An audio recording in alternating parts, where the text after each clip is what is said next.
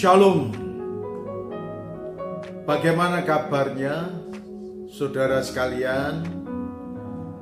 Apakah saudara dan saya menikmati sukacita bahagia di tengah-tengah situasi dan kondisi yang saudara dan saya hadapi? Seringkali kita tidak memiliki semangat, cemas, takut, tidak tenang, tidak bahagia, tidak tentram, melanda dalam hidup kita. Marilah kita merenungkan kebenaran firman Tuhan, cara-cara yang Tuhan berikan kepada kita untuk mengatasi kecemasan. Firman Tuhan mengajarkan kepada saudara dan saya berkaitan dengan kecemasan. Banyak sekali macamnya dari kecemasan. Dalam kitab Ayub pasal yang ketiga ayat 25 sampai dengan ayat yang ke-26. Karena yang kutakutkan itulah yang menimpa aku, dan yang kucemaskan itulah yang mendatangi aku. Aku tidak mendapat ketenangan dan aku tidak mendapatkan ketentraman. Aku tidak bisa beristirahat dan kegelisahan ada di dalam kehidupanku. Ada 6 bagian saudara itu yang membuat saudara dan saya cemas.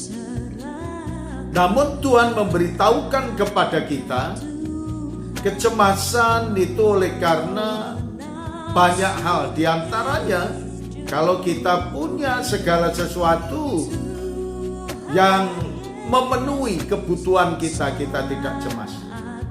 Kalau kita sehat, kita tidak cemas. Kalau kita punya uang, kita tidak cemas. Kalau kita punya pikiran yang baik, kita tidak akan cemas. Namun kecemasan bisa terjadi ketika saudara dan saya tidak memiliki pengharapan dan tidak memiliki apa-apa. Namun Tuhan mengajarkan kepada kita bagaimana caranya untuk mengatasi kecemasan itu. Amsal pasal 3 ayat yang ke-5, percayalah kepada Tuhan dengan segenap hatimu dan janganlah bersandar kepada pengertianmu sendiri.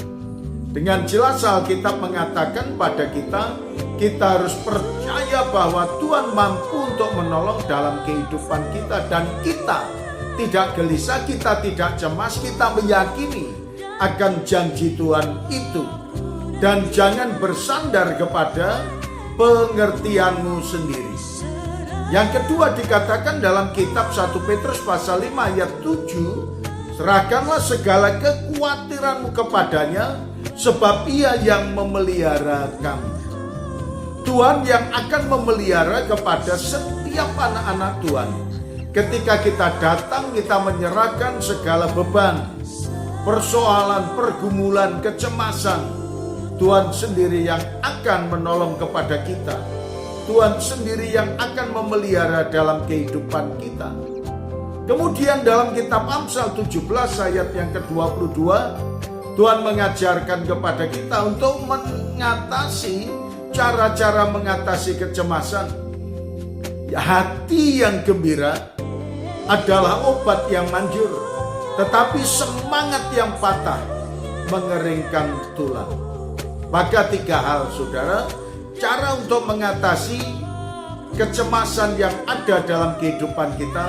Percaya kepada Tuhan, tidak mengandalkan pikiran kita sendiri. Yang kedua, menyerahkan segala kekhawatiran kita kepada Tuhan. Yang ketiga adalah milikilah hati yang gembira. Niscaya Tuhan memberkati kepada kita semuanya. Terima kasih Tuhan atas firman-Mu pada saat ini. Kiranya Tuhan memberkatinya. Dalam nama Tuhan Yesus kami berdoa.